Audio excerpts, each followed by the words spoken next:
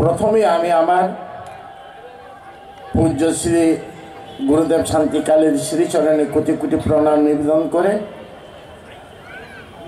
আগত দূর দূরান্তর থেকে আমার হিন্দু সনাতন ধর্ম অবলম্বনকারী এবং নিবেদিত প্রাণ রাম ভক্তের জন্য যারা নিবেদিত প্রাণ আর আমার এখানে মিডিয়া ভাই বন্ধুগণকে আর যারা এখানে রাম ভজন করছেন সবাইকে আমার আশ্রমের তরফ থেকে অশেষ ধন্যবাদ জ্ঞাপন করি। আজকে আসতে একটু দেরি হয়ে গেছে। কালকে রাত্রে 8টার সময় অযোধ্যা থেকে এসেছি লখনৌ থেকে দিল্লি এসে দিল্লি থেকে এখানে পৌঁছতে দেরি হয়ে গেছে। তার জন্য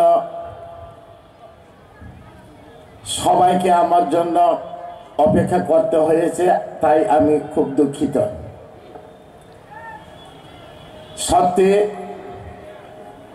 রাম সবাই রাম, রাম যতদিনও রাম, রাম সবাই অন্তরের মধ্যে বিরাজ আছে। রাম ছাড়া আমরা কোনোদিন উদ্ধার এবং মুক্ত এবং বাঁচতে পারি না।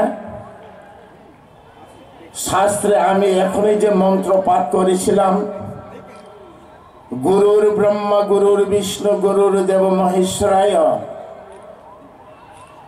তিনি মহাবিষ্ণু, তিনি রাম, রামই তিনি কৃষ্ণ, বিষ্ণু তিনি পালনকারী। প্রত্যেকটা জীবের অন্তরের মধ্যে রাম আছে, রাম সবার অন্তরে আছে। কেননা আমরা জন্ম হওয়ার পর পৃথিবীর সবাইকে আমরা গোপন রাখতে পারি, কিন্তু আমাদের মনকে আমরা কোনোদিন গোপন রাখতে পারি না। তার জন্য আমরা রামকে কোনোদিন গোপন রাখতে পারি না। রাম সবার মনে মনে আছে। রাম ছাড়া উদ্ধার নাই, রাম ছাড়া কেবল মুক্ত নাই। তিনি রাম নামে,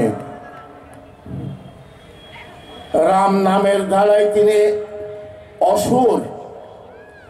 একটা পয়টা 5 গ্রাম হয়,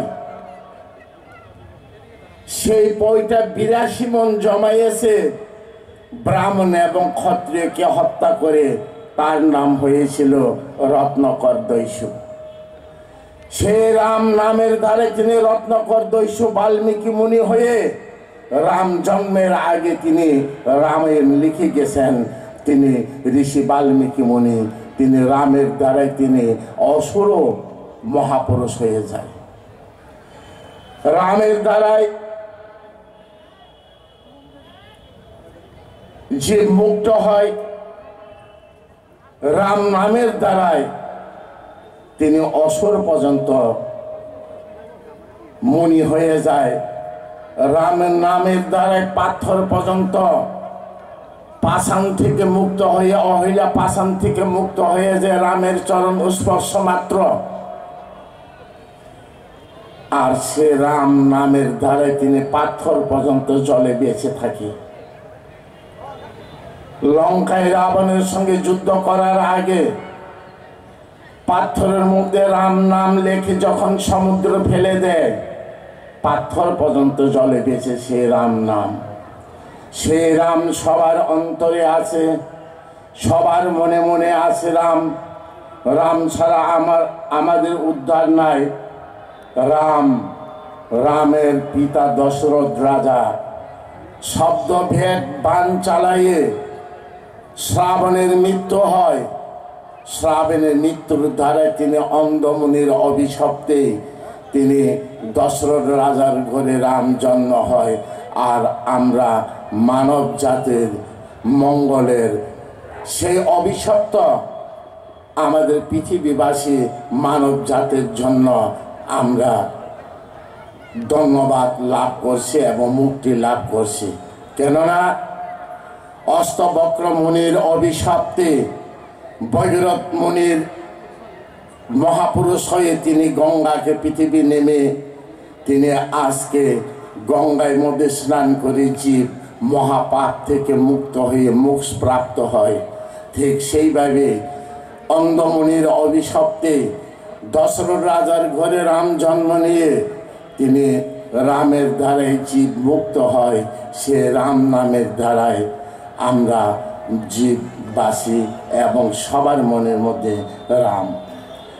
রাম কাহিনী কি বলবো, রাম কাহিনী বলে শেষ করার মতো নেই। আমি কালকে অযোধ্যাতে গিয়েছিলাম। অযোধ্যা নগরীর মধ্যে আগে যারা আসে তারা বলতেন রাম মন্দিরের সামনে আসলে চোখের জল পড়ে যেত দুঃখের জন্য। আর এখন অযোধ্যা নগর গিয়ে দেখুন স্বর্গের মতো সাজিয়েছে, রাম মন্দির দেখার মতো বানাচ্ছে, রামনগরীকে এমনভাবে সাজাচ্ছে স্বর্গের মতো করে সাজাচ্ছে, আর এমন সুন্দর করছে দেখার মতো রাম মন্দির। সেই রাম মন্দির, সেই রাম মন্দির আমাদের হিন্দু সনাতন ধর্মের আস্থা। সেই রাম জন্মভূমি আমাদের সনাতন ধর্মের একটা প্রতীক। সেই রাম মন্দির আমাদের সনাতন ধর্মকে আবার বাঁচিয়ে রাখছে। সত্যিকারে অযোধ্যাতে গিয়ে এখন যদি দর্শন করো মনে হবে রাম এখনো অযোধ্যাতে বেঁচে আছে, রাম এখনো ত্রেতা যুগ নিয়ে আসছে অযোধ্যা নগরে। অযোধ্যা নগরকে এমনভাবে সাজিয়েছে দেখার মতো।